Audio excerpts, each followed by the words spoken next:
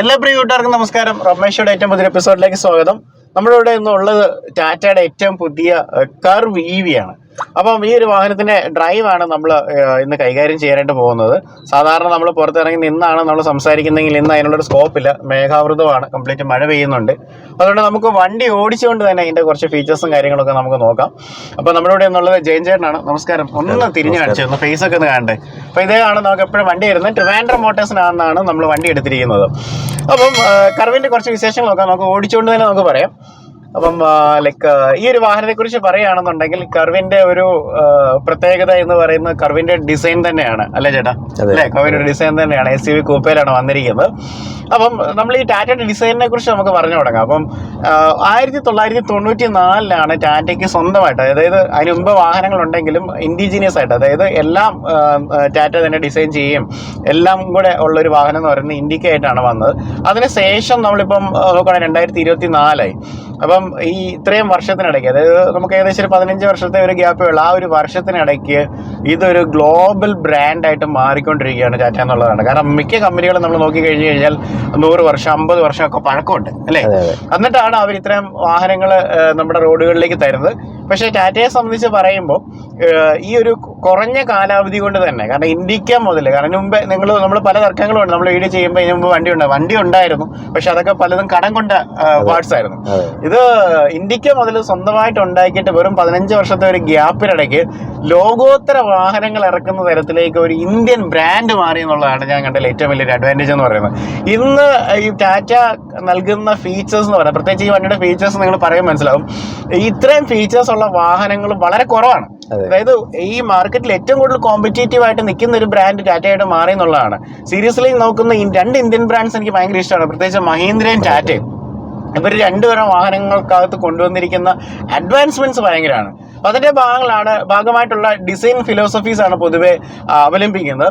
നമ്മൾ എടുത്തു പറയേണ്ട ഒരു കാര്യം എന്ന് പറഞ്ഞു കഴിഞ്ഞാൽ, ശരിക്കും പറഞ്ഞാൽ ടാറ്റയുടെ ഒരു ഡിസൈൻ സ്ട്രാറ്റജി തന്നെ ചേഞ്ച് ആകുന്നത് ശരിക്കും പറഞ്ഞാൽ പ്രതാപ് ബോസ് വന്നതിന് ശേഷമായിരിക്കും ഏറ്റവും കിടിലൻ ഡിസൈൻസ് കൊണ്ടുവരുന്നത്. അതായത് നമുക്കറിയാം, ഹാരിയർ ആണെങ്കിലും സഫാരി ആണെങ്കിലും ഈ ഒരു വാഹനം, ലൈക്ക് നമ്മുടെ ഓൾട്രോസ് ആണെങ്കിലും നെക്സോൺ ആണെങ്കിലും, ഇതെല്ലാം ഡിസൈൻ ചെയ്ത് പ്രതാപ് ബോസ് എന്ന് പറയുന്ന ഒരു ഗ്ലോബൽ ഡിസൈൻ ഹെഡായിരുന്നു. ഇപ്പം അദ്ദേഹം നിലവിലെ മഹീന്ദ്രയിലാണ് വർക്ക് ചെയ്യുന്നത്. ഇപ്പം ടാറ്റയിൽ വർക്ക് ചെയ്യുന്ന മാർട്ടിൻ ഉല്ലരിക് എന്ന് പറഞ്ഞ ഒരു ഡിസൈൻ ഹെഡാണ്. പുള്ളി ഗ്ലോബൽ ഡിസൈൻ ഹെഡാണ്. പുള്ളിയുടെ ഒരു ഭാവനയിൽ വന്ന ഒരു വാഹനത്തിന്റെ ഡിസൈനാണ് നമ്മൾ കണ്ടുകൊണ്ടിരിക്കുന്നത്. അപ്പം ടാറ്റയെ സംബന്ധിച്ച് SUV കൂപ്പ എന്ന് പറയുന്ന ഒരു ഡിസൈൻ 2 വർഷങ്ങൾക്ക് മുമ്പ് തന്നെ അവർ പ്രഖ്യാപിച്ചൊരു കാര്യമാണ്. EVയിൽ തന്നെയാണ് വരുന്നതെന്ന് പറഞ്ഞു. പിന്നീട് ഇപ്പോൾ അത് പെട്രോളും കഴിഞ്ഞ് ഡീസലിൽ എത്തി നിൽക്കുന്ന ഒരു അവസ്ഥയിലേക്ക് വാഹനം വന്നിരിക്കുകയാണ്.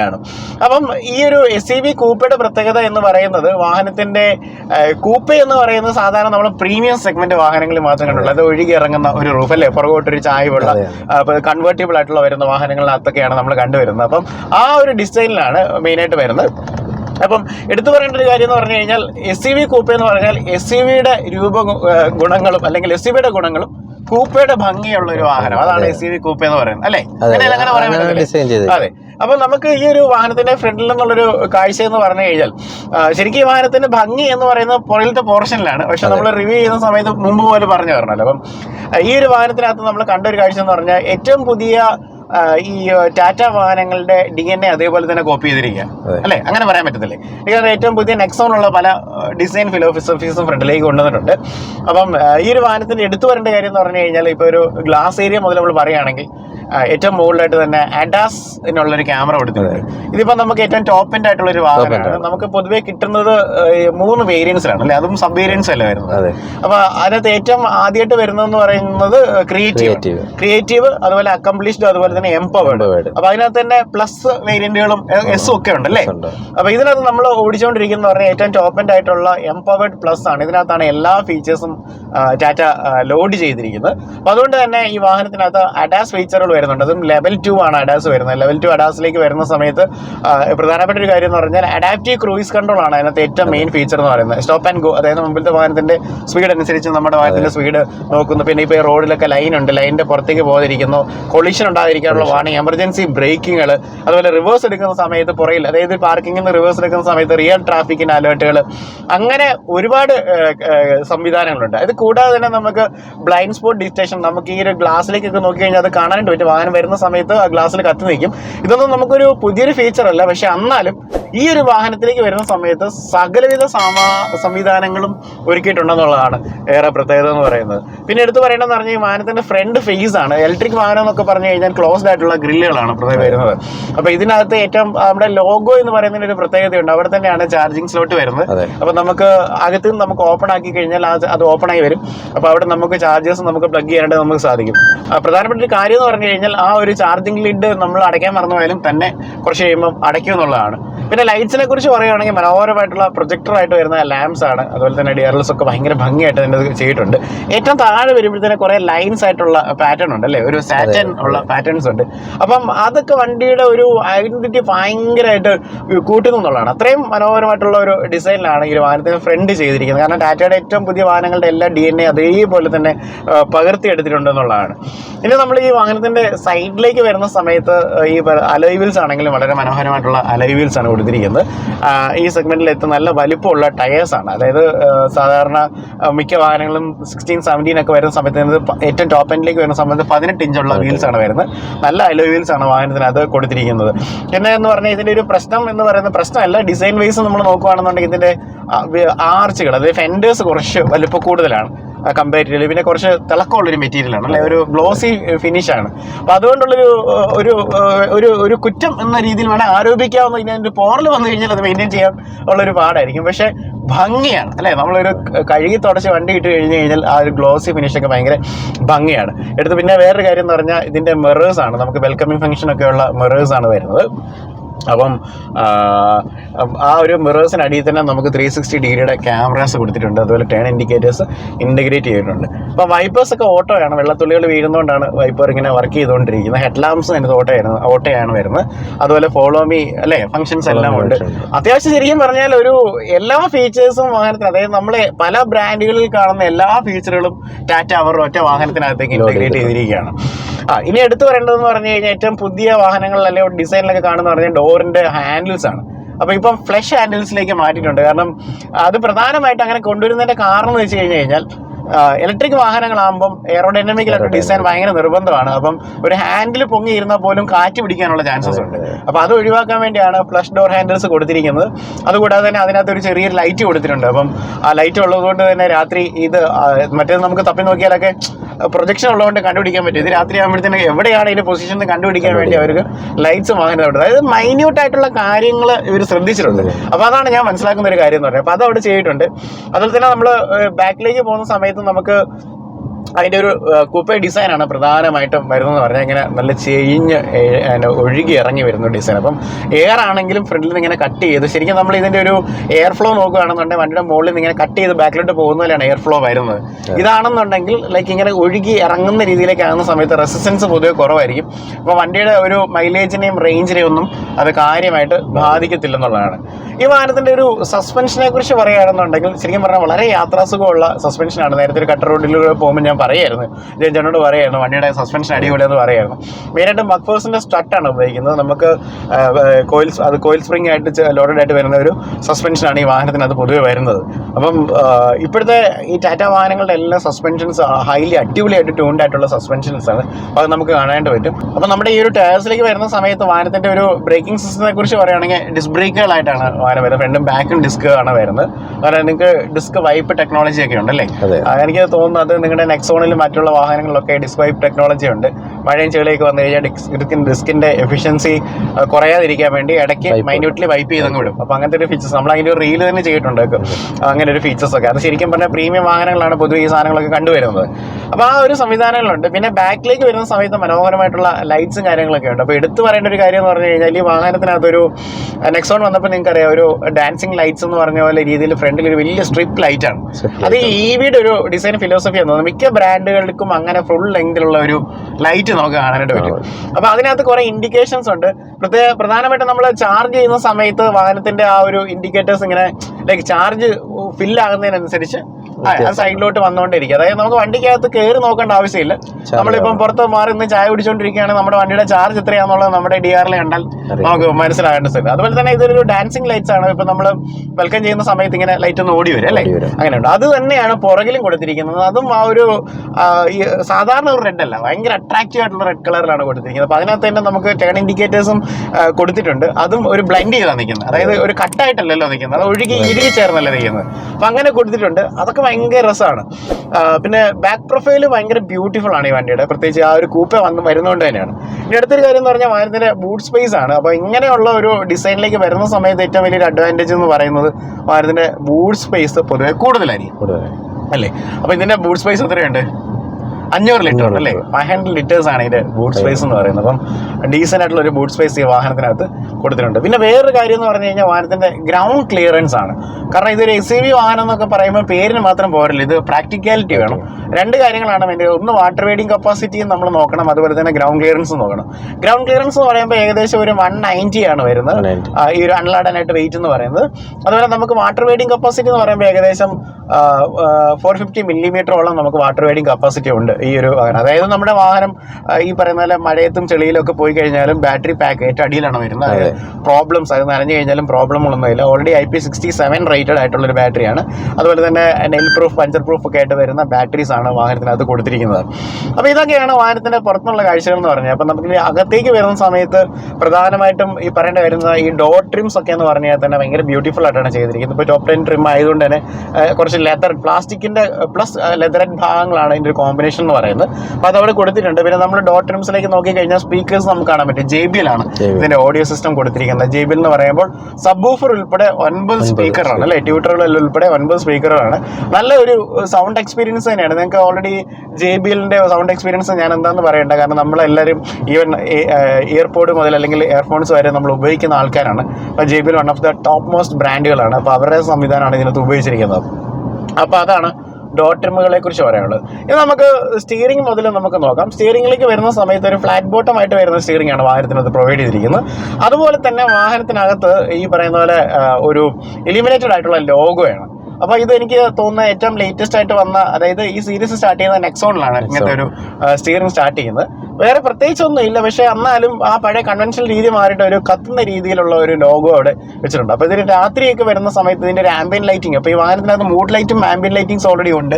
രാത്രി ആയതുകൊണ്ട് നിങ്ങൾക്ക് കാണിക്കാൻ, രാത്രിയാണെങ്കിൽ നമുക്കത് കാണാൻ പറ്റത്തില്ല, രാത്രി ആണെങ്കിലേ അത് കാണാൻ പറ്റുള്ളൂ. അപ്പോൾ ഒരു പല type of ambient mood lightings ഉണ്ട് ഈ വാഹനത്തിനകത്ത്. അപ്പോൾ അത് ഭയങ്കര ഭംഗിയുള്ളതാണ്. അപ്പോൾ അതും ഇതിന്റെ ഒരു കൺസോളും ഒക്കെ അടിപൊളിയായിരിക്കും. പ്രത്യേകിച്ച് എടുത്ത് പറയണമെന്ന് പറഞ്ഞാൽ 13 ഇഞ്ചിന്റെ ഇൻഫോർടൈൻമെന്റ് സിസ്റ്റം ആണ്. ബാക്കിയുള്ള എല്ലാ ബ്രാൻഡുകളും 10.2 ഇഞ്ചിൽ ഒതുക്കുന്ന സമയത്ത് ഒന്ന് ടാറ്റ ഇരിക്കട്ടെ ഒരു 2 ഇഞ്ചും കൂടെ എന്ന് പറഞ്ഞുകൊണ്ട് അത്രയും വലിയൊരു ഇൻഫോർടൈൻമെന്റ് സിസ്റ്റം കൊടുത്തിട്ടുണ്ട്. അപ്പം ഇതിനകത്തുള്ളൊരു കണക്ടിവിറ്റി ഫീച്ചർ, അപ്പോൾ ടാറ്റയുടെ നേരത്തെ കണക്ടിവിറ്റി ഫീച്ചർ അല്ല ഇപ്പോൾ ഉപയോഗിക്കുന്നത്. ഇപ്പോൾ Arcade.tv എന്ന് പറയുന്ന ഒരു കണക്ടിവിറ്റി ഫീച്ചറാണ്. അലക്സയുടെ കണക്ടിവിറ്റി ഉണ്ട്. ഫോൺ നമുക്ക് ആൻഡ്രോയിഡിലും അതുപോലെ തന്നെ ആപ്പിൾ കാർപ്ലേ വയർലെസ്സിൽ കണക്ട് ചെയ്യാനായിട്ട് പറ്റും.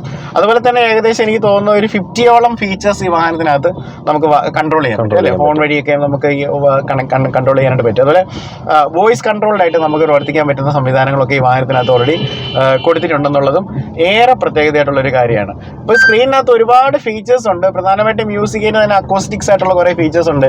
ഇത് കൂടാതെ തന്നെ ആമസോൺ അലക്സ, ഒരു എയർ ക്വാളിറ്റി ഇൻഡെക്സ്. ഇതിനകത്ത് AC-ക്കകത്ത് ഓട്ടോമാറ്റിക്കലി, അതായത് നമുക്ക് സെപ്പറേറ്റ് യൂണിറ്റ് അല്ല, AC-യുടെ കൂടെ ഇൻറ്റഗ്രേറ്റഡ് ആയിട്ട് നമുക്ക് എയർ പ്യൂരിഫയർ കൊടുത്തിട്ടുണ്ട്. അപ്പോൾ അതിൻ്റെ എയർ ക്വാളിറ്റി ഇൻഡെക്സ് നമുക്ക് കാണാനായിട്ട് പറ്റും. ഇപ്പം അതിനകത്തിൻ്റെ എയർ ക്വാളിറ്റി കുറവാണെന്നുണ്ടെങ്കിൽ അത് ശുദ്ധീകരിച്ച് കുറച്ചും കൂടെ ടയർലെസ് ആയിട്ടുള്ള യാത്ര കറക്റ്റായിട്ട് നമുക്ക് കൊണ്ടുവരാനായിട്ട് പറ്റും. അപ്പോൾ Arcade.tv, അതുപോലെ ക്ലൈമറ്റ്, അതുപോലെ ആൻഡ്രോയിഡ് ഓട്ടോ, ഇതിങ്ങനെ എല്ലാ സംവിധാനങ്ങളും ഈ വാഹനത്തിനകത്ത് കൊടുത്തിട്ടുണ്ട്. അപ്പം ഫുള്ളി ലോഡഡ് ആയിട്ട് വരുന്ന ഒരു ക്ലസ്റ്ററാണ്. ഓക്കെ, അപ്പം ഇതിനകത്ത് ഇനിയിപ്പോൾ അടുത്തൊരു എന്ന് പറഞ്ഞു കഴിഞ്ഞാൽ ഇതിനകത്ത് കുറേ കണ്ടോ മൂഡ് ലൈറ്റുകൾ നമുക്ക് കണ്ടോ, പലതരത്തിലുള്ള മൂഡ് ലൈറ്റ്സ് ഒക്കെ നമുക്ക് മാറ്റാനായിട്ട് പറ്റും. കളർ ഇതുണ്ട്, ഏത് കളറിലേക്കും വേണമെങ്കിലും തീമിലേക്കും നമുക്ക് പിക്ക് ചെയ്യാനായിട്ട് പറ്റും. അതായത് ഏകദേശം ഒരു 64,000 കളേഴ്സും നമുക്ക് എടുക്കാൻ പറ്റും. ഈ ഡിസ്പ്ലേയുടെ മൊത്തം റെസൊല്യൂഷനുള്ള കളേഴ്സ് നമുക്ക് എടുക്കാനായിട്ട് നമുക്ക് പറ്റും. അതുപോലെ ഈ സൗണ്ട് ഡെമോ, സറൗണ്ട് വ്യൂ അങ്ങനത്തെ സംവിധാനങ്ങളൊക്കെ ഉണ്ട്. അപ്പം അതിനൊക്കെ സ്വിച്ചസും ഉണ്ട്. ഞാൻ അദ്ദേഹത്തിന് കാണിച്ചതുണ്ട്. ഇതിപ്പം നമുക്കൊരു 360 ഡിഗ്രി വ്യൂവിന് വേണ്ടിയുള്ള ക്യാമറ വർക്ക് ചെയ്യണം. ഫ്രണ്ട് ക്യാമറയാണ് ഇപ്പോൾ മെയിനായിട്ട് വർക്ക് ചെയ്യുന്നത്. അത് അത്യാവശ്യം നല്ല ക്വാളിറ്റി ഉള്ള ഒരു ക്യാമറയൊക്കെ നമ്മൾ കൊടുക്കുന്നുണ്ട്. ഇപ്പോൾ ഈ ഒരു വാഹനത്തിൻ്റെ ഡാഷ് ബോർഡ് ഭയങ്കര ബ്യൂട്ടിഫുൾ ആയിട്ടുള്ള ഡാഷ് ബോർഡാണ്. പ്രത്യേകിച്ച് ഒരു അലുമിനിയം ഗാർണിഷിലുള്ള ഒരു ഭാഗം, അത് ഭയങ്കര ഒരു പ്രീമിയം ഫീൽ നമുക്ക് തരുന്നുണ്ട്. ഇത് കൂടാതെ വേറെ ടെക്സ്ചർ നമുക്കിവിടെ കാണാനും നമുക്ക് സാധിക്കും. AC-യുടെ വിൻഡുകളുണ്ട്. ഇവിടെയൊക്കെ ലെതററ്റിൻ്റെ ഒരു പാർട്ടാണ്. ശരിക്കും ഒരു വളരെ പ്രീമിയം ആയിട്ടുള്ള ഒരു വാഹനത്തിൻ്റെ ഇൻറ്റീരിയറിൽ എന്തൊക്കെ കൊടുക്കുക, അത്തരം കാര്യങ്ങളൊക്കെ ഇവിടെ കൊടുത്തിരിക്കുന്നതായിട്ട് നമുക്ക് കാണാനായിട്ട് നമുക്ക് സാധിക്കും. പിന്നെ എടുത്തു പറയേണ്ട ഒരു കാര്യം എന്ന് പറഞ്ഞു കഴിഞ്ഞാൽ ഈ ഒരു കൺസോളാണ് കേട്ടോ. ഇതിനെ നമ്മൾ ഫിജിറ്റൽ ആയിട്ടുള്ള സ്വിച്ചുകൾ എന്ന് പറയുന്നത്. അപ്പോൾ ഡിജിറ്റൽ പ്ലസ് ഫിസിക്കൽ എന്നുള്ളതിനെയാണ് പറയുന്നത്. അതായത് നമുക്ക് പ്രസ് ചെയ്യേണ്ട ആവശ്യമില്ല, ടച്ചിൽ വർക്ക് ചെയ്യുന്ന സംഭവമാണ്. പ്ലസ് നമുക്ക് ഇതിനകത്ത് നമുക്ക് പ്രസ് ചെയ്യാൻ പറ്റുന്ന സ്വിച്ചുകളുണ്ട്. അതായത് പ്രധാനമായിട്ടും നമുക്ക് ഈ ഫ്രണ്ടിലെ ഈ ഒരു ചാർജിങ് സ്ലോട്ട് ഓപ്പൺ ആക്കാനുള്ള സ്വിച്ചസ്, ലൈറ്റ്സും switches, hill hold, hill assist, boot open ആക്കാനുള്ളത്, അതുപോലെ ലോക്കുകൾ, ഇതൊക്കെയാണ്. അത് 360 ഡിഗ്രി ക്യാമറകൾ, അത് പല പൊസിഷനിലേക്ക് നമുക്ക് മാറ്റി നമുക്ക് കാണാനായിട്ട് പറ്റും. അങ്ങനത്തെ സംവിധാനങ്ങളൊക്കെയാണ് ഇവിടെ പ്രധാനമായിട്ട് കൊടുത്തിരിക്കുന്നത് പറഞ്ഞാൽ. AC-യുടെ ടെമ്പറേച്ചർ അഡ്ജസ്റ്റ് ചെയ്യാനുള്ള സ്വിച്ചുകൾ. പിന്നെ അതിനകത്തൊരു വേറൊരു ഫീച്ചർ ഉണ്ട്. ഇതുണ്ട്. ഈ സ്വിച്ച് നമ്മൾ പ്രസ് ചെയ്യുന്ന സമയത്ത് നമ്മൾ ഹൈപ്പർ കൂളിംഗ് ആണ് വരുന്നത് അല്ലേ. വളരെ ഫാസ്റ്റർ ആയിട്ടുള്ളൊരു കൂളിംഗ് ഫീച്ചേഴ്സാണ് അവിടെ വരുന്നത്. അത് എക്സ്പ്രസ് കൂളിംഗ് എന്ന് പറഞ്ഞൊരു ഫീച്ചറാണ്. നമ്മളത് ഇട്ട് കഴിഞ്ഞ് കഴിഞ്ഞാൽ നല്ല കൊടും ചൂടിലൊക്കെ വരുന്ന സമയത്ത് കണ്ടോ വലിയ കാറ്റ് കയറി വരുന്നുണ്ടോ. ആ ഒരു കൊടും ചൂടിലേക്ക് വരുന്ന സമയത്ത് പെട്ടെന്ന് തന്നെ നമ്മുടെ വണ്ടി തണുപ്പിച്ച് തരും എന്നുള്ളതാണ് അതിൻ്റെ ഒരു പ്രത്യേകത എന്ന് പറയുന്നത്. പിന്നെ അടുത്ത് പറയേണ്ട ഒരു കാര്യം എന്ന് പറഞ്ഞാൽ ഇവിടെ നമുക്കൊരു സ്റ്റോറേജ് സ്പേസ് നമുക്കിവിടെ കൊടുത്തിട്ടുണ്ട്. അതുപോലെ വാഹനത്തിന് താക്കോൽ ഞാൻ അവിടെയാണ് വെച്ചിരിക്കുന്നത്. അതിനെ തന്നെ ഒരു 45 വോൾട്ടിൻ്റെ ഒരു ഫാസ്റ്റ് ചാർജർ, ഫോൺ ചാർജ് ചെയ്യാനുള്ള ചാർജറും USB ഇൻപുട്ടും ആ ഭാഗത്ത് കാണാനായിട്ട് പറ്റും.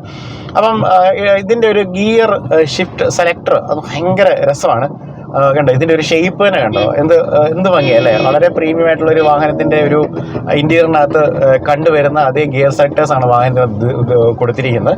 ഇതൊരു ഇലക്ട്രിക് വാഹനമായതുകൊണ്ട് തന്നെ വാഹനത്തിൻ്റെ ഒരു ട്രാൻസ്മിഷൻ എന്ന് പറയുന്ന ഒരു ഓട്ടോ ട്രാൻസ്മിഷൻ എന്ന് വേണമെങ്കിൽ നമുക്ക് പറയാം. ആ ഒരു ട്രാൻസ്മിഷൻ നമുക്കിവിടെ കാണാനായിട്ട് നമുക്ക് സാധിക്കുന്നത്. ഇപ്പോൾ റിവേഴ്സ്, ന്യൂട്രൽ, ഡ്രൈവ്, ഇങ്ങനെ 3 കാര്യങ്ങളാണ് നമുക്കിവിടെ പൊതുവെ കാണുന്നത്. അപ്പോൾ അതുപോലെ പാർക്ക് സ്വിച്ച് നമുക്ക് ഇലക്ട്രിക്കലി ഇവിടെ എൻഗേജ് ചെയ്യാൻ നമുക്ക് സാധിക്കും. അതുപോലെ ഈ കൺസോളിലേക്ക് വരുന്ന സമയത്ത് ഇവിടെയുണ്ട് ഒരു പാർക്ക് ബ്രേക്കാണ്. അതുപോലെ തന്നെ നമുക്കൊരു ഓട്ടോ ഹിൽ ഹോൾഡ് നമുക്ക് കാണാം. അതുപോലെ ഇതാണ് ഇതിൻ്റെ ഒരു റോട്ടർ ഡയൽ എന്ന് പറയുന്നത്. നമുക്ക് വാഹനത്തിൻ്റെ കൺട്രോൾസ് ഇവിടെയാണ്. എക്കോ, സിറ്റി, സ്പോർട്ട്, ഇങ്ങനെ 3 മോഡുകളിലാണ് നമുക്ക് ഈ വാഹനം നമുക്ക് ഓടിക്കാണ്ട് നമുക്ക് സാധിക്കുന്നത്. ഇവിടെ ഒരു വയർലെസ് ചാർജിങ്ങിന് വേണ്ടിയുള്ള ഒരു പൊസിഷനാണ്. അപ്പോൾ വയർലെസ് ചാർജിന് എനേബിൾ ആയിട്ടുള്ള ഫോണുകളാണെങ്കിൽ അവിടെ നമുക്ക് ചാർജ് ചെയ്യാണ്ട് സാധിക്കും. അതുപോലെ നമുക്ക് ഇവിടെ ഒരു സ്റ്റോറേജ് സ്പേസ് ഉണ്ട്. ഇത് തുറന്നു കഴിഞ്ഞാൽ അവിടെ നമുക്ക് സാധനങ്ങളൊക്കെ നമുക്ക് സൂക്ഷിക്കേണ്ടി പറ്റും. അതുപോലെ തന്നെ നമുക്ക് ഇവിടെ അതൊന്ന് ഓപ്പൺ ചെയ്യാമോ. കൂൾഡായിട്ട് വരുന്ന ഒരു ഗ്ലൗ ബോക്സും വാഹനത്തിനകത്ത് പ്രൊവൈഡ് ചെയ്തിട്ടുണ്ട്. അപ്പോൾ ഇതൊക്കെയാണ് ഈ ഒരു ഭാഗത്തുള്ള കാഴ്ചകൾ എന്ന് പറയുന്നത്. പിന്നെ നമുക്ക് ഈ പില്ലറിലേക്ക് നോക്കിക്കഴിഞ്ഞാൽ അവിടെ നമുക്ക് ട്യൂട്ടേഴ്സ് നമുക്ക് കാണാനായിട്ട് പറ്റും. അതുപോലെ തന്നെ നമുക്കിവിടെ എയർ ബാഗുകളുണ്ട്. വാഹനത്തിനകത്ത് നമുക്ക് എത്ര എയർ ബാഗുകളാണുള്ളത്? 6 എയർ ബാഗ്സ് ആണുള്ളത്.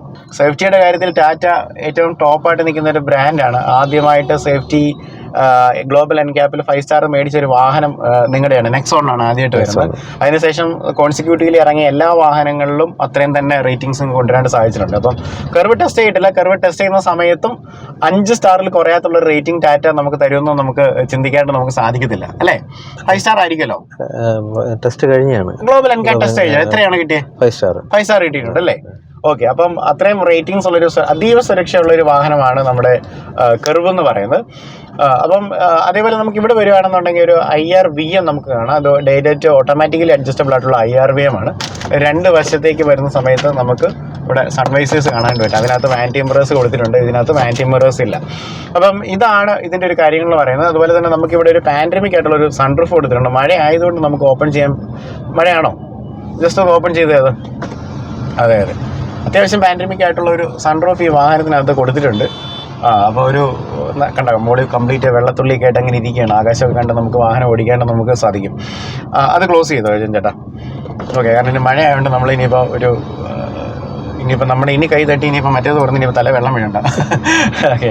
ഇത് കൂടാതെ ഇവിടെ SOSൻ്റെ സ്വിച്ചുകൾ നമുക്കിവിടെ കാണാനായിട്ട് പറ്റും. അപ്പം നമുക്ക് എന്തെങ്കിലും എമർജൻസി ആക്സിഡൻസ് ഒക്കെ ഉണ്ടാകുന്ന സമയത്ത് SOSൻ്റെ സ്വിച്ച് പ്രസ് ചെയ്ത് കഴിഞ്ഞാൽ നമുക്ക് അസിസ്റ്റൻസും കാര്യങ്ങളൊക്കെ കിട്ടും. അപ്പോൾ ഇതൊക്കെയാണ് വാഹനത്തിൻ്റെ ഈ ഒരു ഡ്രൈവർ ക്യാബിനിലെ കാര്യങ്ങൾ പറഞ്ഞത്. ഇപ്പോൾ ബാക്ക് സൈഡിലേക്ക് ഞാൻ പോകുന്ന സമയത്ത് ലാസ്റ്റ് ആയിട്ട് നമുക്കത് പറയാം, ബാക്കിലെ കംഫർട്ട് പറയാം. അപ്പോൾ നമ്മൾ ഇത്ര നേരം പറഞ്ഞത് ശരിക്കും പറഞ്ഞാൽ സാധാരണ എല്ലാ കാറുകളിനകത്തും ഉണ്ടാകുന്ന കുറേ ഫീച്ചേഴ്സാണ് പറഞ്ഞത്. ഇനിയിപ്പോൾ നമ്മൾ പറയാൻ പോകുന്ന പറഞ്ഞാൽ ഒരു EVയെ സംബന്ധിച്ചുള്ള കോറായിട്ടുള്ള കുറച്ച് കാര്യങ്ങളാണ് പറയുന്നത്. അപ്പോൾ പ്രധാനമായിട്ടും വാഹനത്തിൻ്റെ ബാറ്ററി പാക്ക്, വാഹനത്തിൻ്റെ റേഞ്ച്, വാറണ്ടി, ഇങ്ങനത്തെ കാര്യങ്ങളെക്കുറിച്ചൊക്കെയാണ് നമ്മൾ സംസാരിക്കേണ്ടി പോകുന്നത്. അപ്പോൾ നമുക്ക് 2 റേഞ്ചിലുള്ള വാഹനങ്ങളാണ് കിട്ടുന്നത്. ഒന്ന് ലോങ് റേഞ്ച് ആയിട്ട് വരുന്ന വാഹനം, നമ്മളിപ്പോൾ ഓടിച്ചുകൊണ്ടിരിക്കുന്ന ലോങ് റേഞ്ച് ആയിട്ടുള്ള വാഹനമാണ് അല്ലേ. അപ്പോൾ ലോങ് റേഞ്ച് ആയിട്ടുള്ള വാഹനത്തിൻ്റെ ഒറ്റ ചാർജിൽ നമുക്ക് എത്ര കിട്ടുമെന്ന് നോക്കാം. ഇതിന് 55 കിലോവാട്ടിൻ്റെ 55 കിലോവാട്ട്സിൻ്റെ ബാറ്ററിയാണ് ഇതിനകത്ത് കൊടുക്കുന്നത്. ലിഥിയം അയൺ പാക്ക് ആണ് വരുന്നത്. ടാറ്റയുടെ തന്നെ കൂളിംഗ് ആയിട്ടുള്ള ടെക്നോളജീസ് ആണ് ഉപയോഗിക്കുന്നത് പറയുന്നത്. ഏറ്റവും എഫിഷ്യൻ്റ് ആയിട്ട് ഇന്ന് ഇൻഡസ്ട്രിയിൽ ഏറ്റവും എഫിഷ്യൻ്റ് ആയിട്ടുള്ള ബാറ്ററി പാക്ക് പ്രൊവൈഡ് ചെയ്യുന്നത് ടാറ്റയാണെന്നാണ് പറയപ്പെടുന്നത്. അതിൽ എന്തെങ്കിലും തർക്കം ഉണ്ടെങ്കിൽ നിങ്ങൾ പറയണം.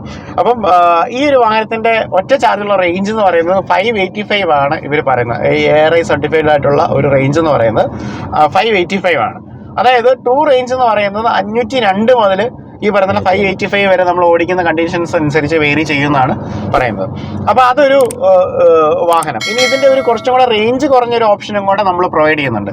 റേഞ്ച് കുറയുന്ന ഒരു വാഹനങ്ങളുടെ ബാറ്ററി പാക്ക് എന്ന് പറയുന്നത് 45 കിലോവാട്ടാണ്. അതായത് ഒരു 10 കിലോവാട്ടിൻ്റെ കുറവുണ്ട്. എന്നാൽ അതൊരു ഒറ്റ ചാർജിൽ 430 വരെയാണ് അതിൻ്റെ റേഞ്ച് പറയുന്നത്. ഓക്കെ, അപ്പം ഈ 2 റേഞ്ചിൽ നമുക്ക് ഈ വാഹനം നമുക്ക് അവൈലബിൾ ആയിട്ട് നമുക്ക് കിട്ടുമെന്നുള്ളതാണ്. പിന്നെ ഇതിൻ്റെ ഒരു ചാർജിങ് സൈക്കിളിനെ കുറിച്ചൊക്കെ പറഞ്ഞു കഴിഞ്ഞാൽ DC ഫാസ്റ്റ് ചാർജർ വെച്ച് നമുക്ക് വളരെ ഫാസ്റ്റായിട്ട് ചാർജ് ചെയ്യാൻ പറ്റും. അതായത് നമുക്കൊരു 40 മിനിറ്റ് ചാർജ് ചെയ്ത് കഴിഞ്ഞാൽ വാഹനം നമുക്കൊരു 80% വരെ നമുക്ക് ഫാസ്റ്ററായിട്ട് ചാർജ് ചെയ്യാൻ പറ്റും. പിന്നെ 7.2 കിലോവാട്ടിൻ്റെ ചാർജർ ഉണ്ട്. അതുപോലെ തന്നെ നമുക്ക് വീട്ടിൽ കൊണ്ട് അല്ലെങ്കിൽ പോർട്ടബിൾ ആയിട്ട് വരുന്ന ഒരു ചാർജറാണ്. അങ്ങനെ 3 ചാർജിങ് ഓപ്ഷൻസ് ആണ് നമുക്ക് പ്രധാനമായിട്ടും വാഹനങ്ങൾക്കകത്തുള്ളത്. അപ്പോൾ ഇന്നത്തെ ഒരു വാഹനങ്ങളുടെ ഒരു ചാർജിങ് ടൈം എന്ന് പറയുന്നത് നമുക്ക് അവൈലബിൾ ആയിട്ടിരിക്കുന്ന ചാർജിങ് മെഷീൻ്റെ സ്പീഡും ഒക്കെ വെച്ചിട്ടായിരിക്കും ഇതിൻ്റെ ചാർജിങ് ടൈം എന്ന് പറയുന്നത്.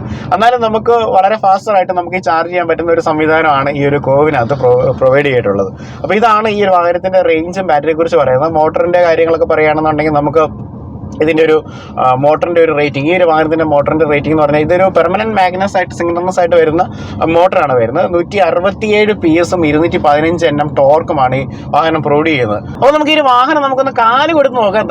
കാല് കൊടുക്കുമ്പോൾ വാഹനം കയറുന്ന വയ്ക്കുകയെ ഓ മൈ ഗോഡ്. അപ്പം ഇതിൻ്റെ ഒരു കാര്യം എന്ന് പറഞ്ഞു കഴിഞ്ഞാൽ 9.6 സെക്കൻഡിൽ 100 ഹിറ്റ് ചെയ്യാൻ പറ്റുന്ന ടാറ്റ ഇലക്ട്രിക് വാഹനങ്ങളിലെ ഏറ്റവും പെർഫോമൻസ് ഉള്ള വണ്ടിയായിട്ടാണ് കർവിനെ അവർ അവതരിപ്പിച്ചിരിക്കുന്നത് അല്ലേ. നിങ്ങളുടെ ശ്രേണിയിൽ ഏറ്റവും പവർഫുൾ ആയിട്ടൊരു വാഹനമല്ലേ ഇത്. കണ്ടോ ചുമ്മാ കണ്ടോ, വാഹനം കയറി പോകുന്നു നോക്കി. ജസ്റ്റ് 9 സെക്കൻഡ് താഴെ സ്പീഡ് മതി 100 ഹിറ്റ് ആകാന്ന് പറയുന്നത്. അത്രയും പെർഫോമൻസ് ആയിട്ടുള്ള ഒരു വാഹനമാണ്. അപ്പം അത്യാവശ്യം നല്ല ട്രാക്ഷനും കാര്യങ്ങളൊക്കെ ഈ വാഹനത്തിനകത്ത് ഉണ്ട്. നല്ല കുഴപ്പമില്ല. ഡ്രൈവബിലിറ്റി ആണെങ്കിൽ നമ്മളിപ്പോൾ ഇത്ര നേരം ഓടിച്ചുകൊണ്ടിരിക്കുകയല്ലേ, കുഴപ്പമൊന്നുമില്ല. നല്ല ഹാൻഡ്ലിങ് കാര്യങ്ങളൊക്കെയാണ് ഈ വാഹനത്തിനകത്ത് പൊതുവേ ഉള്ളത്. എന്ത് സ്പീഡിലായിട്ട് വാഹനം പോകുന്നത്. ഓ സൂപ്പർ. ഓക്കെ, അപ്പം ഇതാണ് ഈ ഒരു വാഹനത്തിൻ്റെ ഒരു ഡ്രൈവിംഗ് പ്ലഷർ എന്ന് പറയുന്നത്. തീർച്ചയായിട്ടും നമ്മളിത് പറയുമ്പോൾ നിങ്ങൾക്കത് മനസ്സിലാവണമെന്നില്ല.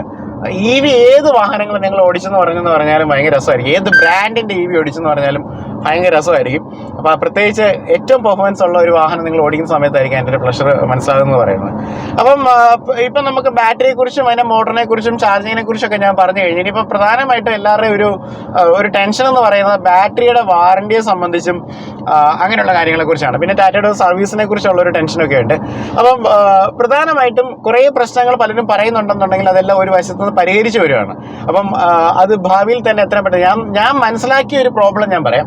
ടാറ്റയുടെ ഒരു സർവീസ് ഇഷ്യൂ ഇങ്ങനെ വരാനുള്ളൊരു കാരണം എന്നുള്ളത് വാഹനത്തിൻ്റെ കാര്യത്തിലൊക്കെ ഭയങ്കര കുഴപ്പങ്ങളൊന്നുമില്ല. പക്ഷേ സർവീസ് ഇഷ്യൂ വരാനുള്ള കാരണം എന്ന് തോന്നുന്നത് കാരണം ഈ കുറഞ്ഞ സമയം കൊണ്ട്, അതായത് ഒരു 15 വർഷം കൊണ്ട് ഇത്രയും ഫീച്ചേഴ്സ് ഈ വാഹനത്തിലേക്ക് കൊണ്ടുവന്നത് കൊണ്ട് തന്നെ ഈ എല്ലാ ഷോറൂംസിലും ഇപ്പം നമുക്കറിയാം പല സമയത്ത് പുതിയ പിള്ളേരായിരിക്കും ജോലി കയറുന്നത്. അപ്പോൾ അവരൊന്നും അത്ര അപ്ഡേറ്റഡ് ആകാത്തത് കൊണ്ടായിരിക്കും ഒരുപക്ഷെ അങ്ങനത്തെ കാര്യങ്ങൾ വരുന്നത്. അപ്പം അതൊക്കെ കറക്റ്റ് ചെയ്ത് വരുന്നുണ്ട്. അപ്പോൾ അങ്ങനത്തെ സർവീസ് ഇഷ്യൂസൊക്കെ നമുക്ക് ടോട്ടലി അവർ ഓവർകം ചെയ്യും. കാരണം ഇത് വളരെ ചെറിയ സമയം കൊണ്ട് വളർന്ന ഇന്ത്യയിലൊരു ബ്രാൻഡാണ്, ലോകോത്തര നിലവാരത്തിലേക്ക് കൊണ്ടുവന്നുകൊണ്ടിരിക്കുകയാണ്. അപ്പോൾ അവരുടെ വേഗത്തിലുള്ള വളർച്ചയ്ക്കനുസരിച്ചിട്ടുള്ള ഒരു ട്രെയിനിങ് എല്ലാവർക്കും കൊടുക്കാൻ പറ്റുന്നതുകൊണ്ടായിരിക്കും ഒരുപക്ഷെ അങ്ങനെ വരുന്നത്. അപ്പോൾ അതെല്ലാം പരിഹരിക്കപ്പെടേണ്ടതാണ്. ഇനി ബാറ്ററിയുടെ ഒരു വാറണ്ടിയെ കുറിച്ച് പറയുകയാണെങ്കിൽ 1,64,000 കിലോമീറ്റർ 60,000 കിലോമീറ്ററും 8 വർഷത്തെ വാറണ്ടിയാണ് വാഹനത്തിന്റെ ബാറ്ററിക്കായിട്ട് പ്രൊവൈഡ് ചെയ്യുന്നത് അല്ലേ. അപ്പം നമുക്ക് 8 വർഷത്തേക്ക് ഒന്നും പേടിക്കണ്ടല്ലോ. 1,60,000 കിലോമീറ്റർ വരെ പേടിക്കണ്ട. 160 വരെ ഈ വാഹനം നമ്മൾ ഓടിക്കുകയാണെന്നുണ്ടെങ്കിൽ നമുക്ക് ശരിക്കും പറഞ്ഞു കഴിഞ്ഞാൽ എന്താണെന്ന് പറഞ്ഞാലും നമുക്ക് ഈ വാഹനം പിന്നീട് ആക്രിക്ക് വിറ്റാലും മുതലാവുന്ന നമുക്ക് പറയാൻ പറ്റുള്ളൂ. കാരണം പെട്രോളിന്റെ ഫ്യൂവലിന്റെ ബിൽസ് ഒക്കെ വെച്ച് നോക്കുന്ന സമയത്ത് നമുക്ക് അങ്ങനെയാണ് നമുക്ക് മനസ്സിലാകുന്നത്. അതുപോലെ വാഹനത്തിന്റെ സ്റ്റാൻഡേർഡ് വാറണ്ടി എന്ന് പറഞ്ഞാൽ 1,25,000 കിലോമീറ്റർ ആണ്. അതായത് ബാറ്ററി അല്ല, വാഹനത്തിന്റെ മറ്റുള്ള കാര്യങ്ങൾ 1, 25, 3 വർഷമാണ് എന്ന് പറയുന്നത്. പിന്നെ പിന്നെ EVയുടെ പൊതുവെ സർവീസ് നിങ്ങൾക്ക് അറിയാം, നിങ്ങൾ അറിയാവുന്ന ആൾക്കാരോട് ചോദിച്ചാൽ മതി. EVക്ക് സർവീസ് കോസ്റ്റ് എന്ന് പറയുന്നത് ശരിക്കും പറഞ്ഞാൽ ഭയങ്കര തുച്ഛമാണ്. പ്രധാനമായിട്ടും ഞാൻ കണ്ടുവന്നിട്ടുള്ള 2500 രൂപ 3000 രൂപയ്ക്ക് നമുക്ക് സർവീസ്. കാരണം ഇതിനകത്ത് വേറെ ഒന്നും മാറാനോ ഒന്നുമില്ല. ചെറിയ ഒരു ഓയിൽ സംവിധാനങ്ങളുണ്ട്, അതായത് ഈ പറയുന്ന പോലെ ഈ മോട്ടറിന്റെ അല്ലേ കൂളന്റിന്റെ സംവിധാനങ്ങൾ മാത്രമേ നമുക്ക് മാറാനുള്ളൂ. ബാക്കിയുള്ളതെല്ലാം ഇതിനകത്ത് മൂവിങ് പാർട്സ് പൊതുവെ കുറവാണ്. അപ്പോൾ ഇത്രയും കാര്യങ്ങളൊക്കെയാണ് ഉള്ളത്. പിന്നെ നമുക്കറിയാം നമ്മുടെ ഒരു ടാറ്റ എന്ന് പറഞ്ഞ ബ്രാൻഡ് ഭയങ്കര ഫാസ്റ്ററായിട്ട് ഗ്ലോബലി ഉൾപ്പെടെ വളർന്നുകൊണ്ടിരിക്കുന്ന ഒരു ബ്രാൻഡാണ്. അപ്പം തീർച്ചയായിട്ടും ഈ പറയുന്ന പോലെ ഇതിനകത്ത് മുമ്പുണ്ടായിരുന്ന പ്രശ്നങ്ങളുടെ ബേസിൽ നിങ്ങൾ ഈ ഒരു വാഹനത്തെ ഓപ്റ്റ് ചെയ്യാതിരിക്കേണ്ട. കാരണം പല പ്രശ്നങ്ങൾ, കാരണം ഇതുപോലെ പല കമ്പനികളും പല പ്രശ്നങ്ങളിലൂടെ കടന്നു പോയിട്ടാണ് ആ ഒരു നിലയിലേക്ക് എത്തിയിരിക്കുന്നത്. അപ്പം ഇഷ്യൂസ് എല്ലാം ഒരു വശത്ത് നിന്ന് സോർട്ട് ചെയ്തുകൊണ്ടിരിക്കുകയാണ്. കാരണം നമ്മൾ നിരന്തരമായിട്ട് ടാറ്റയായിട്ട് ബന്ധപ്പെടുന്ന കേസുകളാണ്. ഈ പല ഇഷ്യൂസ് വരുമ്പോഴും നമ്മൾ സംസാരിക്കുമ്പോഴും അതിൻ്റെ റെസൊല്യൂഷൻസ് ഇവർ പ്രൊവൈഡ് ചെയ്തുകൊണ്ടിരിക്കുകയാണ്. അപ്പം അതൊന്നും നിങ്ങൾ കണക്കിലാക്കി എടുക്കേണ്ട കാര്യമില്ല അല്ലേ, അതല്ല നമുക്ക് പറയാനുള്ളൂ. ഓക്കെ, അപ്പം ഇതൊക്കെയാണ് ഈ ഒരു വാഹനത്തെക്കുറിച്ച് പറയാനുള്ളത്. അപ്പം ഈ ഒരു വാഹനം നിങ്ങൾ ഓടിച്ച് നോക്കിയിട്ട് ഇതിൻ്റെ ഒരു ഫീഡ്ബാക്ക് പറയണം. ഇനി ഞാനിത് ജസ്റ്റ് വൈൻഡ് അപ്പ് ചെയ്യാനായിട്ട് പോകണം. അതിന് മുമ്പായിട്ട് തന്നെ ഞാൻ ജസ്റ്റ് ഈ പുറകിലത്തെ പോർഷൻ ഒന്ന് ഇരുന്നിട്ട് പുറത്തെ സീറ്റിലെ കംഫർട്ടോടൊക്കെ പറഞ്ഞ് അവിടെ ഇരുന്ന് അങ്ങ് വൈൻഡ് അപ്പ് ചെയ്യാം. കർവ് EVയുടെ ബാക്ക് സീറ്റ്സിലാണ് ഇരിക്കുന്നത്. ബാക്ക് സീറ്റിൽ ഇരിക്കുമ്പോൾ പൊതുവേ നമുക്ക് ഉള്ളൊരു ഫീൽ എന്ന് പറയുന്നത് ഭയങ്കര ക്രാമ്പിംഗ് ആയിട്ടൊന്നും ഫീൽ ചെയ്യുന്നില്ല. അത്യാവശ്യം ഒരു സ്പേസ് ഒക്കെ ഉണ്ട്. ഒരു 2560 മില്ലിമീറ്ററാണ് വീൽ ബേസ് എന്ന് പറയുന്നത്. അപ്പോൾ എന്നെ സംബന്ധിച്ച് കാലൊന്നും തട്ടുന്നില്ല. അതാണ്ട് ഒരു ഇത്രയും സ്പേസ് എക്സ്ട്രാ ആയിട്ട് എനിക്ക് ഫീൽ ചെയ്യുന്നുണ്ട്. ഒരു 170 സെൻറ്റിമീറ്ററാണ് എൻ്റെ ഒരു പൊക്കം എന്ന് പറഞ്ഞു കഴിഞ്ഞാൽ. അപ്പം ലെഗിന് വലിയ കുഴപ്പമില്ല. അതുപോലെ നമുക്ക് ഹെഡ് റൂം ആണെങ്കിലും കുഴപ്പമില്ലാത്ത ഹെഡ് റൂം ഉണ്ട്. കാരണം ഇവിടെ ഒരു ചെറിയൊരു ചെരിവ് അവർ ഇട്ടിട്ടുണ്ട്. അപ്പോൾ അതുകൊണ്ട് തന്നെ നമുക്ക് ചാരിക്കുന്ന സമയത്ത് വലിയൊരു പ്രശ്നം നമുക്ക് ഫീൽ ചെയ്യുന്നില്ല. പിന്നെ ഈ ഒരു നമുക്കിവിടെ ഒരു ഡോർ ഹാൻഡിൽസും കാര്യങ്ങളൊക്കെ ഉണ്ട്. ഇവിടെ ഒരു ഗ്രാബ് റെയിലും കാര്യങ്ങളൊക്കെ ഇവിടെ പ്രൊവൈഡ് ചെയ്തിട്ടുണ്ട്. അതിലിവിടെ ലൈറ്റും ഒക്കെ ഉണ്ട്. അതുപോലെ നമുക്ക് രണ്ടുപേർക്ക് ഭയങ്കര സുഖകരമായിട്ടിരിക്കാം. 3 സീറ്ററാണ്. പക്ഷെ എന്നാൽ നടുക്ക് നമ്മൾ ഈ ഒരു സാധനം നിവർത്തി വെച്ച് കഴിഞ്ഞാൽ നമുക്കൊരു കപ്പ് ഹോൾഡറും കാര്യങ്ങളൊക്കെ നമ്മുടെയൊക്കെ കിട്ടും. അതുപോലെ നമുക്ക് അഡ്ജസ്റ്റബിൾ ആയിട്ടുള്ള ഹെഡ് റെസ്റ്റും വാഹനത്തിനകത്ത് പ്രൊവൈഡ് ചെയ്തിട്ടുണ്ട്.